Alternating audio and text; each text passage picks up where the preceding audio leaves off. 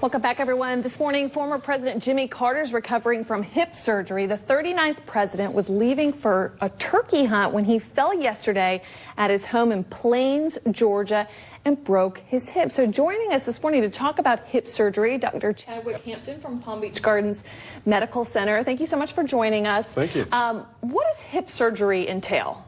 It depends, but in general, either you're getting a total hip replacement, meaning you're changing the cup and the head of the ball and socket joint to put in a new joint, or you're fixing a fracture that may have caused from a fall or injury.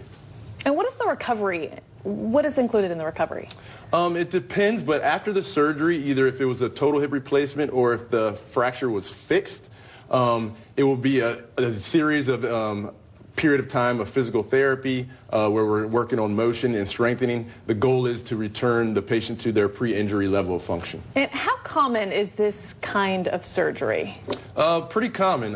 In this country, about 300,000 patients fracture their hips, elderly population, so that's, I would say, about 65 and above. So the incidence is pretty common. We think of hip replacement surgery as maybe something for older adults, but we were talking earlier, not necessarily the case. No, not necessarily the case. In general, you're doing hip replacement surgery for osteoarthritis or some type of arthritis which has destroyed the joint, the cartilage surface of the joint.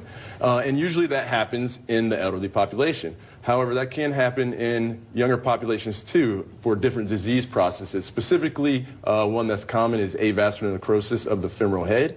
That's when the head dies from a lack of blood flow, and that patient may undergo a hip replacement because of pain also. All right, Dr. Hampton, thanks for that perspective. We certainly hope former President Carter is recovering well. Appreciate your time.